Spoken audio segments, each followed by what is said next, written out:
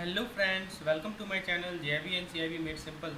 दोस्तों, आज के इस वीडियो लेसन के माध्यम से मैं आप लोगों के साथ डिस्कस करूंगा अपने बीएफएम का मोस्ट इंपॉर्टेंट यूनिट जो कि है यूनिट नंबर 10। तो दोस्तों, इसको मैं दो पार्ट में लाऊंगा क्योंकि यूनिट नंबर 10 काफ़ी ज़्यादा वॉल्यूमिनस है, क्योंकि काफ़ी ज़्यादा लंबा है। तो इसको मैं दो पार्ट में आपको प्रोवाइड करूँगा इसके वीडियो लेक्चर को। ये हमारा पार्ट 1 है। तो पार्ट 1 में हम लोग पहला पार्ट को डिस्कस करेंगे। तो दोस्तों, इस वीडियो को आप लोग ध्यान से सुनिए, एक एक पॉइंट को समझिए, तभी आप इसके बेसिस पे जो केस स्टडी है पूछे जाते हैं या जो एमसीक्यूज होते हैं उसको सॉल्व कर पाएंगे। मैं आप लोगों को बुलेट पॉइंट के रूप में हर एक नोट प्रोवाइड कर रहा हूँ। देख सकते हैं जो भी इंपॉर्टेंट पॉइंट्स हैं वही मैं आपको प्रोवाइड करता हूँ। चलिए शुरुआत करते हैं अपने वीडियो लेसन को अपने पहले कंसेप्ट के साथ, जो कि है रेगुलेशन ऑफ बैंकिंग इंडस्ट्री। आखिर बैंकिंग इंडस्ट्री को रेगुलेशन कैसे होता है इसके बारे में हम लोग डिटेल डिस्कशन करेंगे। तो दोस्तों देखिए, वर्ल्ड के अक्रॉस जितने भी मॉनिटरी अथॉरिटी होते हैं वो क्या करते हैं, वो रेगुलेट करते हैं बैंक की फंक्शनिंग को। और इंडिया में ये जो फंक्शन है ये होता है आरबीआई के पास, यानी रिजर्व बैंक ऑफ इंडिया के पास। तो रिजर्व बैंक ऑफ इंडिया एक तरह की मॉनिटरी अथॉरिटी है जो कि भारतीय बैंक को रेगुलेट करती है। ये तो आपको पता ही है, आरबीआई सेंट्रल बैंक है। चलिए, आखिर क्या जरूरत पड़ा इस रेगुलेटरी फ्रेमवर्क का, why it was needed, why regulatory framework was needed. तो दोस्तों, रेगुलेटरी फ्रेमवर्क का जरूरत इसलिए पड़ा क्योंकि रेगुलेटरी फ्रेमवर्क एक कंस्ट्रेंट को सेट करता है, एक गाइडलाइंस को सेट करता है, जो कि रिस्क मैनेजमेंट प्रैक्टिसेस को इंस्पायर करता है। दोस्तों, आपको पता है आज के डेट में, आज की कंडीशन में बैंकिंग इंडस्ट्रीज रिस्क से काफ़ी ज़्यादा एक्सपोज्ड है। तो हमें ये इंश्योर करना है कि हमारे पास रिस्क मैनेजमेंट प्रैक्टिसेस होनी चाहिए दोस्तों। और ये किसके थ्रू होता है? ये होता है हमारा रेगुलेटरी फ्रेमवर्क के थ्रू। तो दोस्तों, रेगुलेशन के यदि हम बात करें, रेगुलेशन का कुछ गोल्स हैं। ठीक है, रेगुलेशन हैव सेवरल गोल्स। अब कौन कौन सा गोल्स है रेगुलेशन का, ये जरा देखते हैं। तो पहला, रेगुलेशन क्या करता है कि सेफ्टी को इम्प्रूव करता है। हमारे बैंकिंग इंडस्ट्री का जो सेफ्टी है उसको रेगुलेशन इम्प्रूव करता है। उसके बाद दोस्तों, रेगुलेशन क्या करता है कि जो कॉम्पिटिटिव प्लेइंग फील्ड है बैंक का उसको लेवल करता है। कैसे? हर एक प्लेयर के लिए कॉमन बेंचमार्क को सेट करके। उसके बाद थर्ड पॉइंट है, साउंड बिजनेस और सुपरवाइजरी प्रैक्टिसेस को प्रमोट करता है। उसके अलावा दोस्तों, सिस्टमिक रिस्क को कंट्रोल करना और मॉनिटर करना। सिस्टमिक रिस्क के बारे में आप लोग जानते होंगे। सिस्टमिक रिस्क एक तरह का रिपल इफेक्ट के कारण होता है। एक के कारण एक बैंक में कुछ ऐसा कंडीशन आ गया, कुछ ओवर सिचुएशन आ गया, उस कारण से बैंक बी में इफेक्ट होना। ठीक है, फिर बी का सी में इफेक्ट होना, इसको रिपल इफेक्ट कहता है और ये सिस्टमिक रिस्क होता है। हर्स्टेड रिस्क का एक बेस्ट एग्जाम्पल है। और दोस्तों, पांचवा पॉइंट है protecting interest of depositor. Depositor के इंटरेस्ट को प्रोटेक्ट करना। तो रेगुलेशन का बहुत सारा गोल्स है, आपको मैंने गोल समझाया कि सेफ्टी को इंश्योर करना, कॉम्पिटिटिव फील्ड प्लेइंग फील्ड को लेवल करना, साउंड बिजनेस को प्रमोट करना, दोस्तों सिस्टमिक रिस्क को मॉनिटर करना और कंट्रोल करना, और डिपोजिटर के इंटरेस्ट को प्रोटेक्ट करना। So these are some of the major goals of regulation.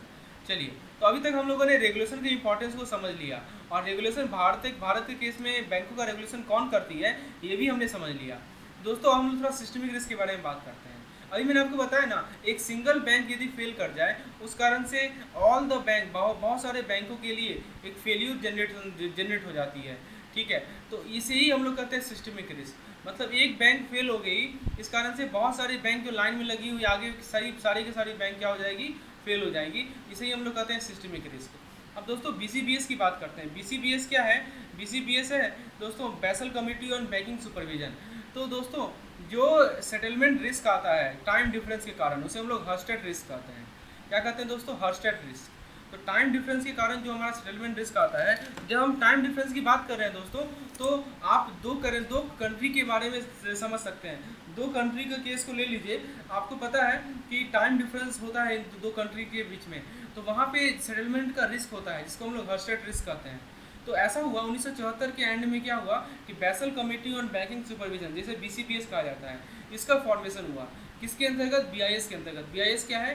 Bank for international settlement के अंतर्गत। चलिए, अब देखते हैं इसमें क्या हुआ। इसमें क्या हुआ कि इसके अंदर कुछ कंट्रीज़ को कंबाइन किया गया। जैसे ये कुछ कंट्रीज़ के जो सेंट्रल बैंक है उनके गवर्नर को कंबाइन किया गया और इसे G10 कहा गया। ठीक है, तो इसके अंदर 5 ग्रुप बना था। बेसल कमेटी है द फॉलोइंग 5 ग्रुप। पहला पॉलिसी डेवलपमेंट ग्रुप, दूसरा सुपरविजन एंड इम्प्लीमेंटेशन ग्रुप, तीसरा बेसल कंसल्टेटिव ग्रुप, चौथा मैक्रो प्रूडेंशियल सुपरवाइजन ग्रुप, और पांचवा अकाउंटिंग एक्सपर्ट ग्रुप। तो दोस्तों, ये 5 ग्रुप बना था। इसके बारे में आपको जानकारी होना चाहिए कि कौन कौन सा ग्रुप था बेसल कमेटी के अंतर्गत। अब दोस्तों, हम लोग बात करते हैं बेसल 1 की। तो बैसल वन को यानी द बैसल कैपिटल अकॉर्ड कहते हैं। 1988 में बैसल कमिटी ने एक पब्लिश किया था मिनिमल कैपिटल रिक्वायरमेंट बैंक के लिए, जिसको हम लोग कहते हैं 1988 बैसल अकॉर्ड, ठीक है। तो 1988 का बैसल अकॉर्ड कहा जाता है ये, और ये लॉ में कब आया था? This was enforce by law in the G10 country in 1992। तो जो G10 कंट्री के बारे में मैंने आपको बताया ना, तो ये जो बैसल अकॉर्ड था वो 1992 में लागू हुआ, ठीक है। तो बैसल कमिटी ने सबमिट कब किया? 1988 में, लेकिन लागू कब हुआ, इन्फोर्स कब हुआ? तो 1992 में। तो ये अकॉर्ड में क्या था? इस अकॉर्ड में ये था कि capital to risk weight asset, देखिए दोस्तों, कैपिटल को आप लिख दीजिए नॉमिनेटर में और रिस्क वेट एसेट को आप लिख दीजिए डिनोमिनेटर में। इसे ये कहते हैं कि हम लोग capital to risk weight asset. तो ये जो रेशियो है दोस्तों, ये कहा गया कि इसका मिनिमम वैल्यू रखा गया 8%, मतलब इसका वैल्यू 8% से ज़्यादा होना ही चाहिए। ये 1988 का बैसल अकॉर्ड के बारे में हम लोग बात कर रहे हैं, और ये कहा गया कि 1992 के एंड तक ये रेशियो आपको मेंटेन करना है, इस पार्टिकुलर इन्फोर्समेंट को इम्प्लीमेंट करना है। आज के डेट में जो ये मिनिमम रेशियो है capital to risk weight asset का, वो है हमारा 9%। इसमें हम लोग कैपिटल कंजर्वेशन मेथड को नहीं ले रहे हैं दोस्तों। ये कैपिटल कंजर्वेशन मेथड क्या होता है हम लोग आगे डिस्कस करेंगे। अभी फिलहाल आप लोग मान के चलिए, without including, that is excluding capital conservation buffer, RBI has mandated all the banks to maintain this ratio, capital to risk weight asset ratio should be at least 9%, okay, it should be at least 9%। ये चीज़ clear हो गया दोस्तों। अब देखिए capital की जहाँ तक बात है, तो कैपिटल को दो पार्ट में डिवाइड किया गया, एक है टायर 1 कैपिटल और एक है टायर 2 कैपिटल। इसके बारे में हम लोग आगे डिटेल डिस्कशन करेंगे। अभी मैं आपको शॉर्ट में समझा दूं, टायर 1 को कोर कैपिटल कहा जाता है और टायर 2 को सप्लीमेंट्री कैपिटल कहा जाता है। इसका कोर कैपिटल इसलिए कहा जाता है दोस्तों क्योंकि टायर 1 के अंदर जो भी एलिमेंट इंक्लूडेड हैं उनके पास लॉस बियरिंग कैपेसिटी बहुत ज़्यादा है, ठीक है। मतलब सबसे ज़्यादा वोलेटाइल, सबसे ज़्यादा लिक्विडिटी उनके पास है, ठीक है। मतलब लॉस को सहने की क्षमता सबसे ज़्यादा है। इसमें आप एग्जांपल देखिए ना, इक्विटी हुआ, ठीक है, फिर आपका डिस्क्लोज रिजर्व्स हुआ, फिर आपका शेयर कैपिटल हुआ। शेयर कैपिटल हम लोग आगे डिस्कस करेंगे इसके बारे में, और भी कुछ पार्ट्स हैं। तो ये सब दोस्तों हमारा टायर 1 में है। अब ये रिवैल्यूएशन रिजर्व आप ले लीजिए, रिवैल्यूएशन रिजर्व भी हमारा टायर 1 का पार्ट हो गया है। तो दोस्तों इनका लॉस बियरिंग कैपेसिटी काफ़ी अच्छा होता है टायर 1 का, इसीलिए इसे कोर कैपिटल कहा जाता है। जहाँ तक बात है टायर 2 कैपिटल की, तो टायर 2 कैपिटल को हम लोग सप्लीमेंट्री कैपिटल कहते हैं। We call as tier 2 capital as supplementary capital. दोस्तों सप्लीमेंट्री कैपिटल में क्या होता है कि आपके पास जैसे देखिए अनडिस्क्लोज रिजर्व्स, तो देखिए रिवैल्यूएशन रिजर्व तो टायर 1 का आ गया, फिर जनरल प्रोविजनिंग आ गया, लोन लॉस रिजर्व हाइब्रिड आ गया और डेब्ट कैपिटल इंस्ट्रूमेंट आ गया। तो ये दो तरह का कैपिटल है। इसके इस पर एक चैप्टर ही है, हम लोग आगे डिस्कस करेंगे दोस्तों, इसके लिए आप निश्चिंत रहिए। तो टायर 1 और टायर 2 को मैंने शॉर्ट में आपको समझा दिया, ठीक है। अब दोस्तों आपने अभी तक क्या क्या समझा? आपने समझा कि रेगुलेशन की रिक्वायरमेंट क्यों है, आखिर कौन सा पहला रेगुलेटरी अथॉरिटी बना था वर्ल्ड में और भारत में कौन सा बना था, फिर आपका बैसल 1 अकॉर्ड कब आया था, ये सब आपने देखा अभी। चलिए अब देखते हैं कि 1996 में क्या अमेंडमेंट हुआ। क्या अमेंडमेंट ये हुआ कि आपको मार्केट रिस्क भी इंक्लूड करना है। देखिए कुछ फीचर्स देखते हैं अमेंडमेंट का। तो सबसे पहले बैंकों को अलाउ किया गया कि आप प्रोप्राइटरी इन हाउस मॉडल को यूज कीजिए मार्केट रिस्क को मेजर करने के लिए, और बैंक अपने VAR को, VAR क्या होता है दोस्तों? Value at risk. तो वैल्यू एट रिस्क एक वर्स्ट सिचुएशन होता है दोस्तों, वर्स्ट लॉस को हम लोग वैल्यू एट रिस्क कहते हैं, ठीक है। इसके बारे में हम लोग आगे चैप्टर में डिटेल डिस्कशन करेंगे, ठीक है। वर्स्ट लॉस जो होता है ना, जो बैंक सफर करती है, उसे हम लोग कहते हैं value at risk. We will solve a numerical based on value at risk in the further coming chapter, in the upcoming chapter. So just keep quiet and listen to me carefully. तो दोस्तों देखिए VR क्या होता है कि worst loss होता है। तो कहा ये गया अमेंडमेंट में कि VR को हर एक हमेशा कंप्यूट करना है, डेली कंप्यूट करना है, और जो कैपिटल चार्ज है बैंक का वो हायर होता है प्रीवियस डे VR का and 3 times the average of the daily VR the preceding 60 business day. मतलब पिछले 60 बिजनेस दिन का हर एक दिन का VR निकाल लीजिए, उसका एवरेज कर लीजिए, जो भी आपका एवरेज आया वो, और आपका प्रीवियस डे VR जो है वो, उसमें जो भी हायर है वही आपका कैपिटल चार्ज होता है बैंक का। चलिए यहाँ तक आपको क्लियर है कंसेप्ट। अब दोस्तों हम लोग बात करते हैं BCBS कमेटी का। तो BCBS committee does not possess any formal super national supervisory authority, it formulate broad supervisory standard and guideline. तो क्या क्या फंडामेंटल ऑब्जेक्टिव है कि हम 1988 को अकॉर्ड को रिवाइज करने का। तो देखिए क्यों आके 1988 अकॉर्ड को रिवाइज करना पड़ा, इसका कारण समझिए। तो पहला कारण है to develop a framework that would strengthen the soundness and stability of the international banking system. एक फ्रेमवर्क को डेवलप करना जो कि हमारे इंटरनेशनल बैंकिंग सिस्टम के साउंडनेस और स्टेबिलिटी को स्ट्रेंथन कर सके।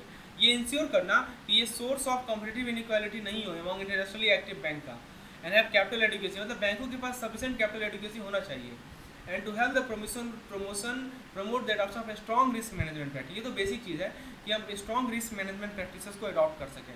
तो ये सब कुछ कारण थी इसे इंक्लूड करने का।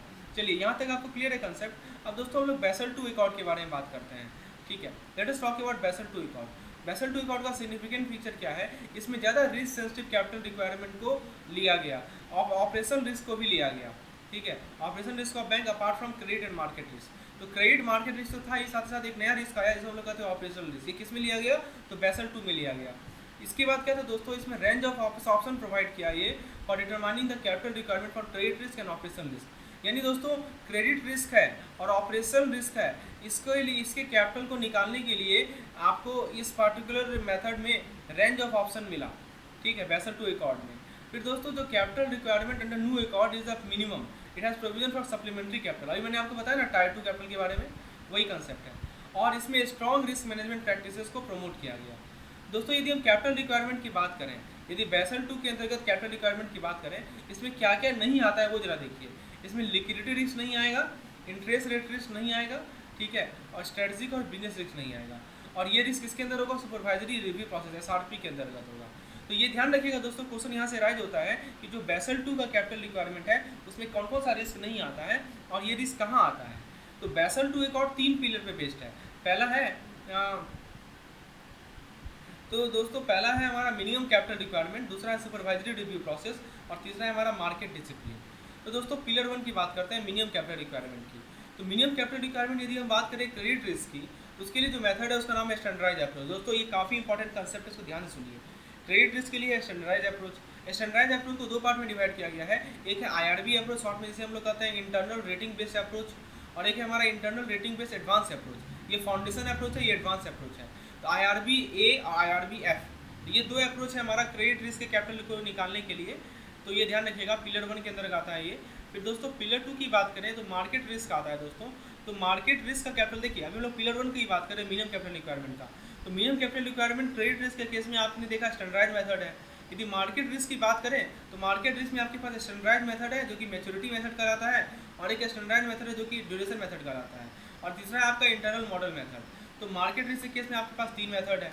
यदि हम बात करें ऑपरेशनल रिस्क की, तो ऑपरेशनल रिस्क के कैपिटल के लिए आपके पास 3 मेथड है। शॉर्ट में इसे कहते हैं BIA यानी बेसिक इंडिकेटर अप्रोच, फिर कहते हैं स्टैंडर्डाइज अप्रोच, फिर कहते हैं AMA यानी एडवांस मेजरमेंट अप्रोच। तो ये हमारा ऑपरेशनल रिस्क का 3 अप्रोच है। तो अभी तक हम लोगों ने पहला देखा, first of all what we saw market risk, we saw हम लोग मार्केट रिस्क देखे, फिर ऑपरेशनल रिस्क देखे, और दोस्तों उससे पहले हम लोगों ने ये 2 मेथड देखा है, मार्केट रिस्क और ऑपरेशनल रिस्क, ठीक है। तो पहला पिलर तो हमको समझ में आ गया, क्योंकि मिनिमम कैपिटल रिक्वायरमेंट निकालना है तो अलग अलग रिस्क के लिए, ऑपरेशन रिस्क के लिए अलग मेथड है, मार्केट रिस्क के लिए अलग मेथड है, और अपना इसके लिए क्रेडिट रिस्क के लिए अलग मेथड है, ठीक है। तो क्रेडिट रिस्क के लिए जो मेथड था वो IRB A और IRB internal rating based foundation और एडवांस अप्रोच था, ठीक है। फिर मार्केट रिस्क के लिए स्टैंडर्डाइज मेथड था, और ऑपरेशनल रिस्क के लिए BIA, और हम लोग आगे डिस्कस करेंगे इसके बारे में। पिलर 2 है दोस्तों सुपरवाइजरी रिव्यू प्रोसेस, SRP करते हैं। इसमें हम लोग रिस्क असेसमेंट को इवैल्यूएट करते हैं, साउंडनेस और इंटीग्रिटी ऑफ बैंक को इंश्योर करते हैं, और ये इंश्योर करते हैं कि मिनिमम कैपिटल बैंक का होना चाहिए शॉर्टफॉल को मेंटेन करने के लिए। पिलर 3 है दोस्तों हमारा मार्केट डिसिप्लिन। मार्केट डिसिप्लिन में हम लोग डिस्क्लोजर को इनहेंस करते हैं, core disclosure and supplementary disclosure करते हैं, और टाइमली सेमी एनुअल डिस्क्लोजर करते हैं। तो ये 3 पिलर है दोस्तों। अब हम लोग बात करते हैं बेसल 3। बेसल 2 तो आपने समझ लिया। बेसल 3 बेसिकली एक इन्हांस्ड बेसल फ्रेमवर्क है जो कि 3 पिलर के द्वारा रिवाइज और स्ट्रेंथन किया गया है बेसल 2 के द्वारा। तो ये एक्सटेंड करता है फ्रेमवर्क को कुछ इनोवेशन के साथ। सबसे पहले क्या इनोवेशन लाया गया इसमें, एक एडिशनल लेयर लाया गया कॉमन इक्विटी का, जिसे कहते हैं कैपिटल कंजर्वेशन बफर, शॉर्ट में उसे CCB कहते हैं। दूसरा है दोस्तों काउंटर साइक्लिक कैपिटल बफर। तीसरा है दोस्तों लेवरेज रेशियो। ये 3 कंसेप्ट लाया गया दोस्तों। लेवरेज रेशियो पे एक पूरा का पूरा चैप्टर ही है, अपने यूनिट, एक यूनिट ही है पूरा BFM में, हम लोग आगे डिस्कस करेंगे।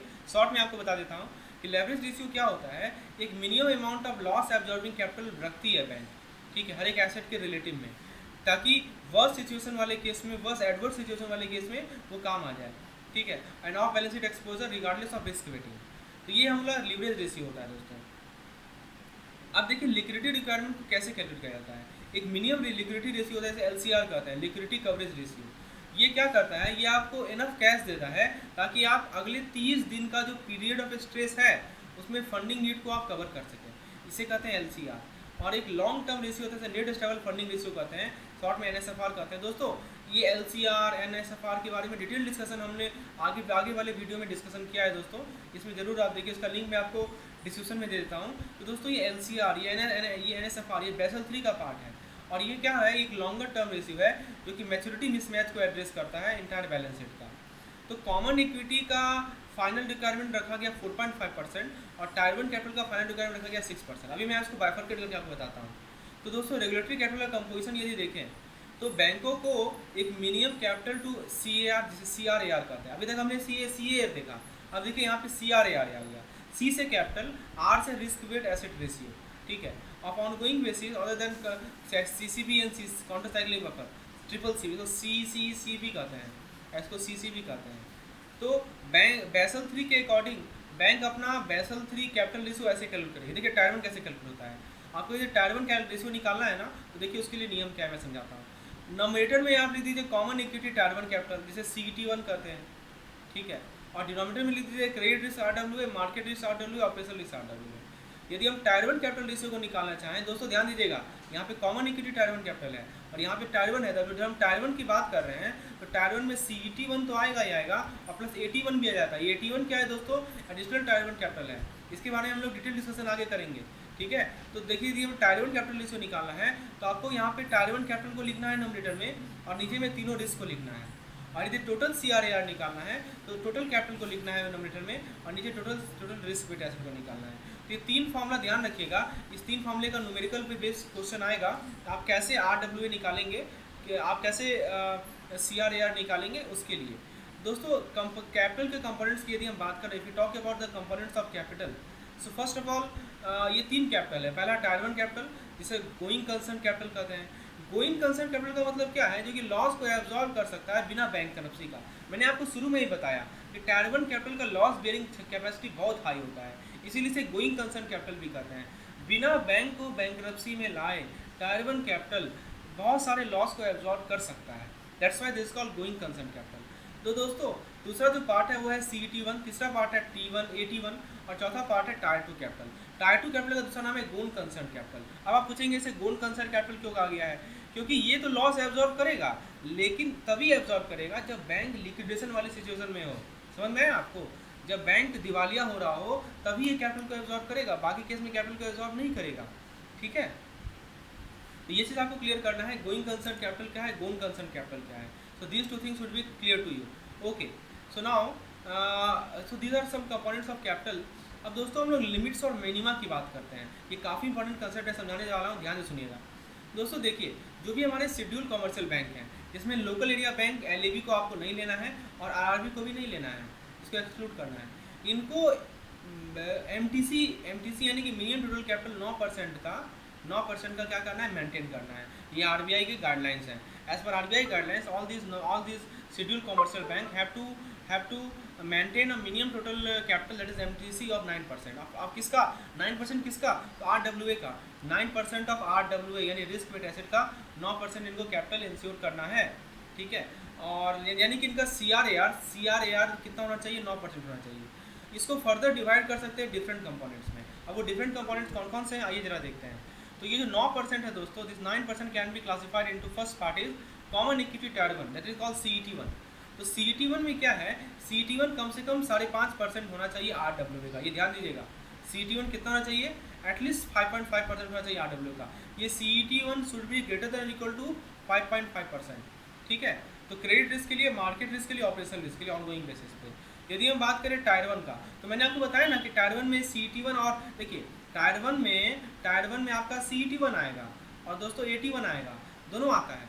तो टायर 1 जो है एटलीस्ट 7% तो होना ही चाहिए। तो tier 1 should be greater than equal to 7% of RWA।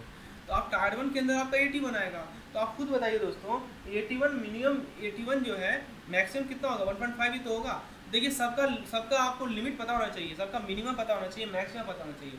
तो आपसे पूछेगा बताइए CET1 का मिनिमा कितना है, तो आप बोलेंगे 5.5%। आपसे कोई पूछेगा 81 का मैक्सिमा कितना है, तो आप बोलेंगे 1.5%। आपसे कोई पूछेगा टायर 1 का मिनिमा कितना है, तो आप बोलेंगे 7%। दोस्तों यदि हम टोटल कैपिटल की बात करें, जब टोटल कैपिटल में टायर 1 भी आता है और टायर 2 भी आता है, तो दोस्तों टोटल कैपिटल में क्या है 9% का रखा गया है। आपको बताया मैंने कि एटलीस्ट 9% ऑफ RW होना चाहिए। तो इस बेसिस पे टायर 2 का मैक्सिमा कितना होगा, 2% होगा। सिंपल सी बात है, आप खुद देखिए ना दोस्तों, आप देखिए कि टायर 1 और plus tier 2 should be greater than equal to 9%, और टायर 1 खुद ही 7% से ज़्यादा होगा। तो ये 7% ज़्यादा है, तो टायर 2 कम से कम 2, मैक्सिमम कितना होगा, 2 होगा। सब पे मिनिमम मैक्सिमम आपको याद रखना है, ठीक है। और कुछ याद रखने का बहुत आसान है, आप चीज़ों को समझ रहे हैं तो तुरंत याद हो जाएगा। इसके अलावा minimum common equity tyre 1 capital 5.5% है। इस देखिए मिनिमम CET1 तो 5% है ही, इसके अलावा एक CC भी है, कौन कैपिटल कंजर्वेशन बफर। दोस्तों ये इसके बारे में हम लोग आगे डिस्कस करेंगे। शॉर्ट में आपको बता दूं, ये वो बफर की तरह काम करता है जो कि एडवर्स सिचुएशन में, जब बैंक बैंकरप्सी के सिचुएशन में रहती है, तो ये कैपिटल बैंकों को काम आती है। तो ये कहा गया है कि ये जो है 2.5% होना चाहिए CET1 का। ध्यान दीजिएगा, ये किसका है, ये CET1 का है, बाकी सब किसका है, RWA का है। ये डिफरेंस आपको क्लियर रहना चाहिए, 2.5% RWA, ठीक है। और ये किसका पार्ट होता है, CET1 का पार्ट होता है। अब दोस्तों इसको समराइज कर लेते हैं एक चार्ट में। ये आपके सामने एक चार्ट है जिसमें मैं चीज़ों को समराइज कर लेता हूँ, जो भी चीज़ अभी तक हमने देखा। बताइए दोस्तों, minimum common equity tyre 1 ratio कितना होना चाहिए, ये मिनिमम होना चाहिए 5.5%। कैपिटल कंजम्पशन में कितना होना चाहिए, ये होना चाहिए 2.5%। Minimum common equity tyre 1 ratio plus capital कितना होना चाहिए, 8%। एडिशनल टायर 1 कैपिटल कितना होना चाहिए, ये होना चाहिए दोस्तों मैक्सिमम इसका वैल्यू होना चाहिए 1.5%। देखिए यहाँ पे मैं लेस देन का साइन दे रहा हूँ। मिनिमम टायर 1 कैपिटल रेशियो कितना होना चाहिए, ये 7% होना चाहिए। टायर 2 कैपिटल मैक्सिमम कितना होना चाहिए, 2% होना चाहिए। MTC कितना होना चाहिए, तो मिनिमम टोटल कैपिटल होना चाहिए दोस्तों आपका 9%, और आपका tyre 1 capital ratio plus capital consumption पर कितना चाहिए, 11.5%। तो ये चीज़ आपको ध्यान रखना है दोस्तों। आप लेटेस्ट टॉक अबाउट, अभी हमने आपको बताया कि बेसल 2 में क्रेडिट रेशियो कैलकुलेट करने के लिए हमारे पास कुछ मेथड है। पहला है IRB मेथड। IRB मेथड को आप जरा देखते हैं। इसमें 2 मेथड मैंने आपको बताया, एक फाउंडेशन एक एडवांस। तो दोस्तों इसमें क्या कहा गया है, मैं आपको शॉर्ट में समझा रहा हूँ। ये जो IRB मेथड में क्या कहा गया है कि जो कैपिटल चार्ज कॉम्पिटिशन है वो 3 चीज़ पे डिपेंड करेगा। पहला है प्रोबेबिलिटी ऑफ डिफॉल्ट, ठीक है। दूसरा है दोस्तों हमारा लॉस गिवन द डिफॉल्ट, और तीसरा है एक्सपोजर एट डिफॉल्ट। शॉर्ट में PD कहते हैं, LGD कहते हैं और EAD कहते हैं। PD क्या मेजर करता है कि बोरोवर डिफॉल्ट करेगा एक टाइम हॉरिजन में, इसके लाइवलीहुड को मेजर करता है कौन, PD। LGD क्या मेजर करता है कि एक्सपोजर का वो प्रोपोर्शन जो कि लॉस हो जाएगा यदि डिफॉल्ट हुआ तो, क्योंकि नाम ही कर रहा है लॉस गिवन द डिफॉल्ट, मतलब डिफॉल्ट हो चुका है तो लॉस एक्चुअली में कितना होगा, है ना। तो वो कहता है हमारा वो कहता है हमारा लॉस LGD। और EAD क्या कहता है कि loan commitment measure the amount of facility that is likely to be drawn. अब मान लीजिए कि डिफॉल्ट हो गया तो आप कितना लोन कमिटमेंट में से कितना फैसिलिटी को ड्रॉ करोगे, ठीक है। तो ये 3 पार्ट है। और चौथा है हमारा मैच्योरिटी हमारा रिमेनिंग इकोनॉमिक मैच्योरिटी को मेजर करता है। तो रिस्क वेट एसेट को डिराइव किया जाता है दोस्तों कैपिटल चार्ज कॉम्पिटिशन से। तो अभी हमने देखा कि ये जो IRB मेथड है उसको कैसे हम लोग कैलकुलेट करते हैं अपने जो हमारे पास मार्केट रिस्क का कैलकुलेशन का जो कैपिटल चार्ज कैलकुलेशन का जो नेक्स्ट मेथड है उसके अंदर स्टैंडर्डाइज मेथड आता है। तो इसमें देखिए बैंक क्या करती है कि इंटरेस्ट रेट रिस्क को मैनेज करती है, general market risk, net position, horizontal disallowance, vertical disallowance, option, specific risk, equity position risk, general market risk, specific risk, foreign exchange. दोस्तों ये काफ़ी इंपॉर्टेंट कंसेप्ट है, तो ध्यान सुनिए, इस पर एक क्वेश्चन आएगा। देखिए मार्केट रिस्क का जो कैपिटल चार्ज बैंक मेंटेन करती है स्टैंडर्डाइज मेजरमेंट मेथड में, वो कैसे मेंटेन करती है वो जरा देखिए। इसमें कौन कौन सा कंपोनेंट आता है वो जरा देखिए। इंटरेस्ट रेट रिस्क से बचने के लिए कैपिटल होना चाहिए, जनरल मार्केट रिस्क से बचने के लिए कैपिटल होना चाहिए, नेट पोजीशन से होना चाहिए, हॉरिजॉन्टल डिसअलाउंस होना चाहिए, वर्टिकल डिसअलाउंस होना चाहिए, ऑप्शन से होना चाहिए। क्योंकि देखिए मार्केट रिस्क में ऑप्शन भी आ जाता है। ऑप्शन आपको पता है ना, ऑप्शन मतलब कि आपके पास, ऑप्शन को मैं शॉर्ट में समझाता हूँ दोस्तों। ऑप्शन बेसिकली एक तरह का आपका डेरिवेटिव प्रोडक्ट है। इसमें क्या होता है कि आप आज के डेट में फिक्स कर लेते हैं एक प्राइस, एक सर्टेन प्राइस को, कि मैं इस पार्टिकुलर कॉमोडिटी को इस प्राइस पे खरीदूंगा। फिर प्राइस उसका बढ़े चाहे घटे आपको कोई फर्क नहीं पड़ता। एक बेसिकली एक राइट होता है, ऑब्लिगेशन नहीं होता है, to buy a specific product और to sell a specific product at a fix price, that's called option, ठीक है। तो ये सभी हमारा दोस्तों ध्यान रखिएगा, ये सभी पार्ट है। आपको यदि क्वेश्चन पूछ ले कि बताओ कैपिटल चार्ज निकालो मार्केट रिस्क के लिए, तो इन सभी को लेना पड़ेगा, क्वेश्चन में दिया रहेगा, इसलिए ध्यान से सुनिए। इंटरेस्ट रेट रिस्क में मैंने देखा जनरल मार्केट रिस्क में net position, horizontal disallowance, vertical disallowance और ऑप्शन रिस्क आएगा। फिर इंटरेस्ट रेट रिस्क में आएगा स्पेसिफिक रिस्क आएगा। फिर इक्विटी पोजीशन रिस्क में general market risk, specific risk, financial risk आएगा। अब दोस्तों हम लोग हॉरिजॉन्टल डिसअलाउंस की बात करते हैं। देखिए हमारा ऑब्जेक्टिव ये है कि इंटरेस्ट रेट रिस्क के लिए हम लोग कैपिटल रिक्वायरमेंट को कैलकुलेट करना है। दोस्तों बैंक रिस्क से एक्सपोज है, इंटरेस्ट रेट रिस्क भी एक तरह का इंपॉर्टेंट रिस्क है। हमको इंटरेस्ट रेट रिस्क से बचने के लिए हमारे पास कैपिटल होना चाहिए। तो उसके लिए बैंकों को क्या कहा गया है, यानी कि BIS, bank for international settlement, वो ऑफसेट अलाउ करती है लॉन्ग और शॉर्ट पोजीशन का। अब आप पूछेंगे कि लॉन्ग पोजीशन क्या है, शॉर्ट पोजीशन क्या है। दोस्तों मैं सिंपल भाषा में समझाता हूँ। लॉन्ग पोजीशन मतलब एक ऐसा, दोस्तों पोजीशन का मतलब क्या होता है, पोजीशन मतलब कि आपका स्टॉक का कंडीशन, आप कितना आपने इन्वेस्ट किया है वगैरह, ये हमारा पोजीशन होता है एक पार्टिकुलर दिन में। तो एक ऐसा पोजीशन जहाँ पे गेन हो रहा है आपको किसी भी अंडरलाइंग एसेट के वैल्यू के बढ़ने में, इसे लॉन्ग पोजीशन कहते हैं। और शॉर्ट में क्या होता है, आप सिक्योरिटी को बेच रहे हैं, in which the seller does not have a long position. ठीक है, सिक्योरिटी को वहाँ बेच रहे हैं जहाँ पे सेलर के पास लॉन्ग पोजीशन नहीं है। तो लॉन्ग पोजीशन आपको समझ में आया, कोई भी अंडरलाइंग एसेट है आपके पास, उसका वैल्यू बढ़ रहा है, तो उसके वैल्यू बढ़ने के कारण जो गेन होता है उस पोजीशन को हम लोग लॉन्ग पोजीशन कहते हैं। चलिए लॉन्ग पोजीशन आपने समझ लिया, शॉर्ट पोजीशन समझ लिया। अब दोस्तों जरा इसको समझिए, ये टेबल काफ़ी इंपॉर्टेंट है। देखिए ये जोन्स है, दीज आर सर्टेन जोन्स। पहला जोन 1 आता है, जोन 2 और जोन 3। ठीक है, इसके बाद दोस्तों ये टाइम बैंड है, 1 मंथ और less, 1 to 3 month, 3 to 6 month, 6 to 12 month, ये पहला जोन में आता है। इसमें क्या कहा गया है कि 40%, ठीक है, 40% आपको डिसअलाउंस लेना है। This is a chart for horizontal disallowance. ये जो टेबल है ना, this is chart for horizontal disallowance. तो ये जो आप 40%, 30%, 30% देख रहे हैं, this is nothing but horizontal disallowance. आप यदि जोन 2 की बात करें तो जोन 2 में 1 to 1.9 years, 1.9 to 2.8 years and 2.8 to 3.4 years, ये 3 टाइम बैंड है। और ये 3 टाइम बैंड में जो हॉरिजॉन्टल डिसअलाउंस है दोस्तों वो है 30% का।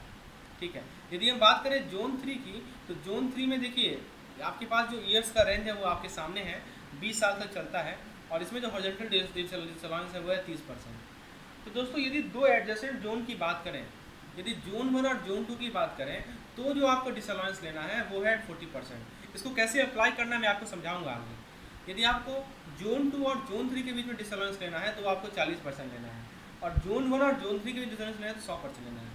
तो दोस्तों कंफ्यूज मत होइए, इसको हम लोग डिटेल डिस्कशन नीचे करेंगे, मैं आपको समझाऊंगा। तो हॉरिजॉन्टल डिसअलाउंस में क्या आपने सीखा कि आपको लॉन्ग और शॉर्ट पोजीशन को ऑफसेट करने के लिए आपको इंटरेस्ट रेट रिस्क का कैपिटल निकालना है, तो आप इस हॉरिजॉन्टल डिसअलाउंस को यूज़ करेंगे। कैसे यूज़ करेंगे मैं आपको बताऊंगा। वर्टिकल डिसअलाउंस में क्या है कि BIS का जो मेथड है capital necessary to question market risk को निकालने के लिए, a reversal of the offset of a general risk charge of long position by a short position in 2 or more security in same time band in the yield curve where the security of different credit risk। दोस्तों complicated है ये समझने का, इसको बहुत आसान है इसको समझना। देखिए इसको केस स्टडी मैं केस स्टडी लेकर आया हूँ आपको समझाने के लिए। तो वर्टिकल डिसअलाउंस में क्या है कि 5% का नेटिंग करना होता है, ये ध्यान रखिएगा। ठीक है, तो देखिए क्वेश्चन को देखिए, क्वेश्चन को समझते हैं। क्वेश्चन में कहा गया है कि आपके पास लॉन्ग पोजीशन है, सिक्योरिटी का लॉन्ग पोजीशन है, इसका मैच्योरिटी 3 साल बचा हुआ है, और general market risk capital charge है 200 करोड़ का।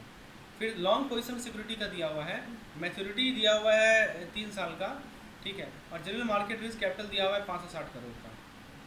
दो चीज़ समझ में आया। फिर तीसरा दिया हुआ है कि derivative creating short position with remaining maturity of 6 month and general market risk of 150 crore. और चौथा दिया हुआ है derivative creating short position with remaining maturity of 3 year and general market capital. दोस्तों ये 4 डाटा आपको दी गई हैं। अब आपसे डिसअलाउंस पूछेगा, बताइए कितना है, कितना कैपिटल चार्ज की रिक्वायरमेंट है, वो सब बताइए। तो आइए दोस्तों पहला काम क्या करना है, आपको एक टेबल बनाना है। इस टेबल में देखिए यहाँ पे मैंने हेडिंग दिया है position in the bank book. इसमें 3 कॉलम है और 5 रोज हैं। तो पहला कॉलम में हमने सिक्योरिटीज़ को दिखाया या डेरिवेटिव को दिखाया, जो भी सिचुएशन है केस का। दूसरा कॉलम में हमने कैपिटल चार्ज लिखा है जनरल मार्केट रिस्क का, और तीसरा कॉलम में हमने लिखा है रेजिडुअल मैच्योरिटी।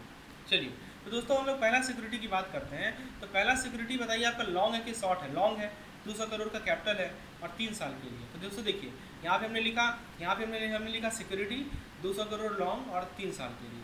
फिर आइए दूसरे वाले केस में।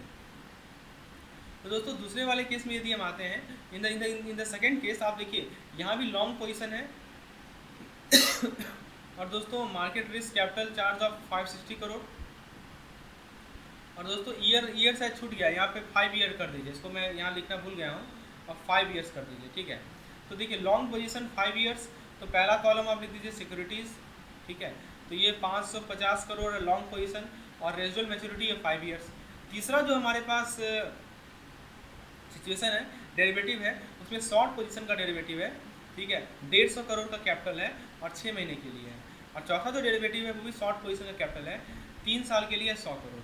तो आपने इसको क्या किया, इसको एक टेबल फॉर्मेट में कंपाइल कर लिया और टोटल कैपिटल चार्ज निकाल लीजिए, सबको जोड़ दीजिए ना। किसको जोड़िएगा, 200 प्लस 500 प्लस। अब देखिए एक चीज़ नोटिस कीजिए यहाँ पे, देखिए लॉन्ग पोजीशन के केस में कैपिटल चार्ज को जोड़ा जाता है और शॉर्ट पोजीशन वाले केस में कैपिटल चार्ज को माइनस किया जाता है। तो अल्टीमेटली जो क्युमुलेटिव आएगा वो हो जाएगा 200 प्लस 550,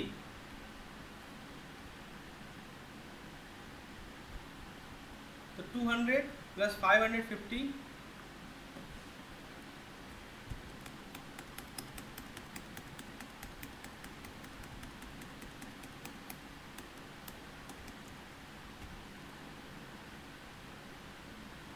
दोस्तों अल्टीमेटली जो आपका सॉल्यूशन आएगा मैं समझाता हूँ। एक तो 200 होगा, एक 550 होगा, ये दोनों पॉजिटिव है क्यों, क्योंकि लॉन्ग पोजीशन है और शॉर्ट पोजीशन में नेगेटिव होता है। तो माइनस क्या हो जाएगा 150 करोड़ और माइनस कितना हो जाएगा 100 करोड़। तो सभी को जोड़ दीजिए, आपको मिल जाएगा 500 करोड़। ये आपका नेट पोजीशन मिला। तो ये नेट पोजीशन मिला हमें position in the banking book का। अब दोस्तों अब हम लोग पहला काम करते हैं कि वर्टिकल डिसॉल्वेंस निकालते हैं सेम टाइम बैंड में। देखिए ये सेम टाइम बैंड में होता है। तो पहला हमारे पास सिक्योरिटी है लॉन्ग पोजीशन फॉर 3 ईयर, यही है ना, लॉन्ग पोजीशन फॉर 3 ईयर। तो इसका जो कैपिटल होगा वो तो 200 करोड़ होगा प्लस 200 करोड़। फिर दूसरा जो है हमारे पास डेरिवेटिव है ना, डेरिवेटिव कौन सा है, शॉर्ट पोजीशन फॉर 3 ईयर, ठीक है, शॉर्ट पोजीशन फॉर 3 ईयर। तो इसमें कितना है दोस्तों, इसमें कितना है हमारा minus 100 crore,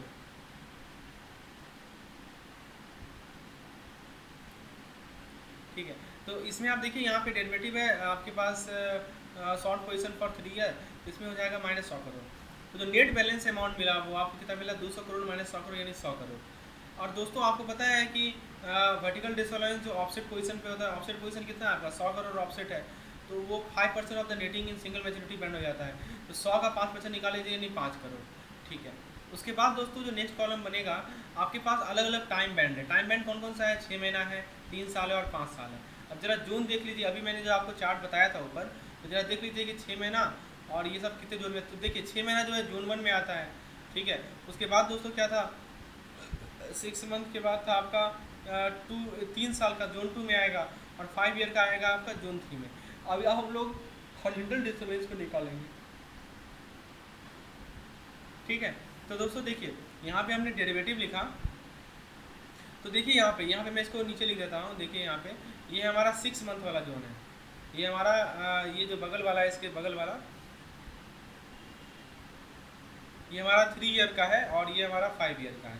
this is for 3 year and this is for 5 year. This is zone 1, zone 2 and zone 3, ठीक है। अब बताइए दोस्तों जरा डेरिवेटिव को देखिए, जो डेरिवेटिव आपने ऊपर देखा था। तो पहला डेरिवेटिव 6 महीने का कितना है, 6 महीने का जो है दोस्तों वो है हमारा माइनस 150 करोड़, है ना। तो माइनस 150 करोड़ शॉर्ट है, यहाँ पे आपने लिख दिया।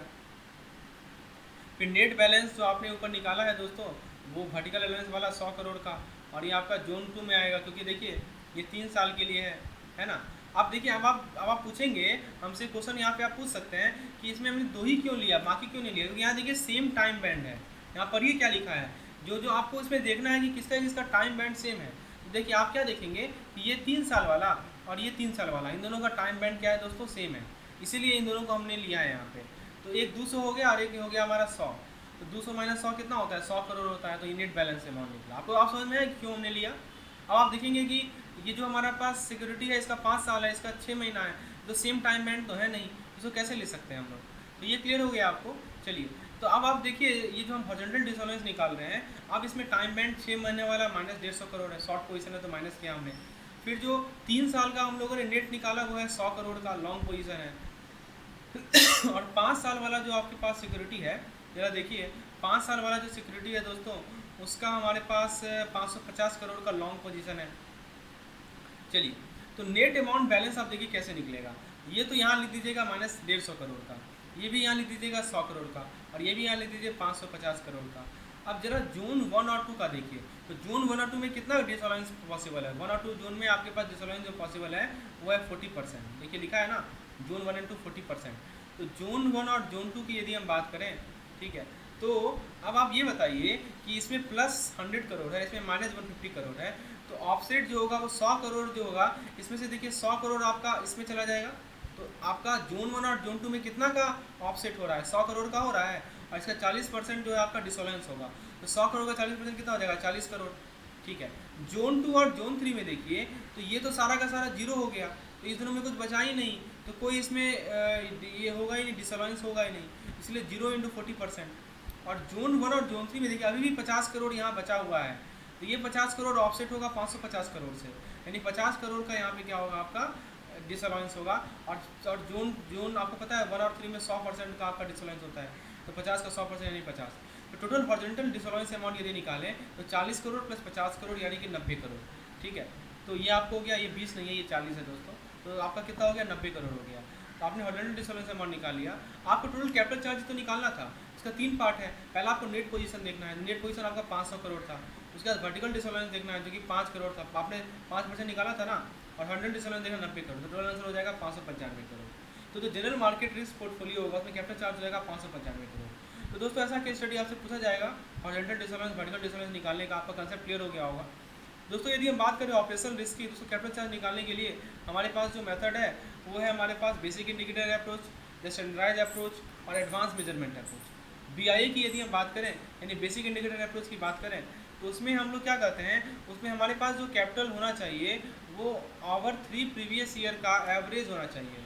ठीक है, और ये हमारा परसेंटेज क्या किसका होगा, पॉजिटिव एनुअल ग्रॉस इनकम। दोस्तों ध्यान से समझिए, काफ़ी इंपॉर्टेंट कंसेप्ट है यहाँ पे, ये कंसेप्ट काफ़ी इंपॉर्टेंट है, इसको ध्यान से समझना जरूरी है। देखिए हो क्या रहा है यहाँ समझिए, आपको क्या करना है, आपको कैपिटल चार्ज निकालना है ऑपरेशन रिस्क का। आप क्या करेंगे, आप पिछले 3 साल का जो पॉजिटिव एनुअल ग्रॉस इनकम है, देखिए पॉजिटिव ही लेना है, एनुअल ग्रॉस इनकम को लेना है लेकिन पॉजिटिव लेना है। तो जो पिछले 3 साल का पॉजिटिव एनुअल ग्रॉस इनकम है उसको ले लीजिए, उसका आप क्या कर लीजिए, एवरेज निकाल लीजिए। ठीक है, और एवरेज निकालने के बाद उतना कैपिटल ऑपरेशन रिस्क में बैंक होल्ड करेगी, ये आपको ध्यान देना है। ये हमारा BIA है, बेसिक इंडिकेटर अप्रोच है। ठीक है, figure for any year in which annual gross income is negative और जीरो। अब मान लीजिए कि जिस साल में नेगेटिव है या जीरो है ग्रॉस इनकम, उसको आपको एक्सक्लूड करना नॉमिनेटर से भी डिनोमिनेटर से भी। अब आप पूछेंगे ग्रॉस इनकम क्या होता है, तो ग्रॉस इनकम होता है net income, net interest income plus net not interest income. ठीक है, तो ये हमारा ग्रॉस इनकम का फॉर्मूला है। तो बैंक को एडवाइस किया गया है कि वो ऑपरेशन रिस्क कैलकुलेट करें बेस BIA मेथड में। कैसे कैलकुलेट करें, average of gross income for each of the last 3 financial year, और ग्रॉस इनकम का फॉर्मूला होता है net profit plus provisional contingency plus operating expense. तो पिलर 2 है दोस्तों हमारा सुपरवाइजरी रिव्यू प्रोसेस है। इसमें बैंकों को एक बोर्ड अप्रूव्ड पॉलिसी को बनाने कहा गया, जिसे कहते हैं internal capital adequacy assessment process ICAP, ताकि capital requirement as per ICAP को मैनेज करिए। SRP के अंतर्गत है। पिलर 1 हमने देखा, पिलर 2 पे हम लोग आए हैं। ICAP जो है कि इंपॉर्टेंट कंपोनेंट है हमारा सुपरवाइजरी रिव्यू प्रोसेस का। तो इसमें पहला क्या क्या चीज़ एड्रेस करना है, मेन इशू पहला है कि the risk that are not fully capture by the minimum capital ratio. तो जो रिस्क मिनिमम कैपिटल रेशियो में कैप्चर नहीं हो वो यहाँ कैप्चर होगा। ठीक है, तो क्या क्या गाइडलाइन है, तो उसके देखिए यहाँ भी 3 पिलर पे बेस्ड है बैंकिंग एडिकेशन। तो पहला है हमारा MCR, दूसरा है SRP, तीसरा है मार्केट डिसिप्लिन। ठीक है, तो पिलर 1, पिलर 2 और ये पिलर 3। तो SRP consists of review and evaluation process adopted by the supervisor, which covers all the process and measures defined in the principle listed above. दोस्तों ICAP should be subject to regular and independent review through an internal and external audit process. दोस्तों बैंकों को require किया गया है कि वो pillar 3 disclosure करें, पिलर 3 डिस्क्लोजर करें दोस्तों एज पर RBI गाइडलाइन, और हाफ ईयरली बेसिस, ये ध्यान रखिएगा, हाफ ईयरली बेसिस पे पिलर 3 डिस्क्लोजर करना होता है। तो इसमें देखिए DF2 होता है कैपिटल एडिक्वेसी का, DF3 होता है क्रेडिट रिस्क का, DF4 होता है क्रेडिट रिस्क का। ठीक है, ये सब ध्यान रखना है आपको, और डिस्क्लोजर को एटलीस्ट ऑन क्वार्टरली बेसिस पे डिस्क्लोजर को इंडिकेट करना है। ठीक है, कैपिटल कंजम्पशन पेपर क्या होता है, CCB थोड़ा सा देख लीजिए। CCB बेसिकली आपको बैंक के पास कैपिटल पेपर होना चाहिए नॉर्मल टाइम में, ताकि स्ट्रेस पोजीशन में लॉस इनकर नहीं करे बैंक, और ये सेविंग होता है फ्यूचर के लिए। सीसीबी कब इम्प्लीमेंट हुआ था? 2019 के इम्प्लीमेंट हुआ था, लेकिन 2020 तक ये डिले हो गया। सीसीबी लिमिट 2.5% है। सीसीबी का मीट होता है कॉमन इक्विटी टायर 1 कैपिटल से, ठीक है। CET1 से सीसीबी आपका मीट होता है, और CCB is establish above the 9% के ऊपर सीसीबी आपका रिक्वायरमेंट होता है। अब दोस्तों ये टेबल को समझिए, टेबल काफ़ी इंपॉर्टेंट है, इसको समझिए दोस्तों। देखिए ये है हमारा कॉमन इक्विटी टायर 1 रेशियो। आपको मैंने बताया कि एटलीस्ट 5.5 तो होना ही चाहिए। तो 5.5 से जो ऊपर है तो 0.625 जोड़ दीजिए, तो आपको मिलेगा 6.125, ठीक है। इसमें जोड़ दीजिए तो ये मिलेगा इतना, इसमें जोड़ दीजिए फिर मिलेगा इतना। तो दोस्तों ये हमारा CET1 टायर 1 रेशियो का बैंड है, और यहाँ पे आपका कैपिटल कंजम्पशन रेशियो है 100%, 80%, 60%, 40%। इसको समझिए दोस्तों, ये इससे क्वेश्चन आता है। मान लीजिए किसी बैंक है, इसका CET1 रेशियो जो है वो है 6.125 से इस रेंज में, मान लीजिए कि 7% है। उसको क्या कहा गया है कि आप 80% अपने अर्निंग का एक फाइनेंशियल ईयर में बचा के रखोगे, है ना। 80% आपको बचाना है, रिटेन अर्निंग कहते हैं इसे हम लोग, ठीक है। और 20% ही आपको खर्च करना है। किस फॉर्म में? डिविडेंड के फॉर्म में, शेयर बायबैक के फॉर्म में, या डिस्क्रिशनरी बोनस पेमेंट के फॉर्म में। उसी तरह मान लीजिए किसी का जो आपका किसी बैंक का CET1 रेशियो जो है वो है 6 पॉइंट, वो मान लीजिए कि है 7.5, तो 7.5 आ जाएगा इस वाले बैंड में। तो 7.5 के लिए कितना कहा गया है? 40%।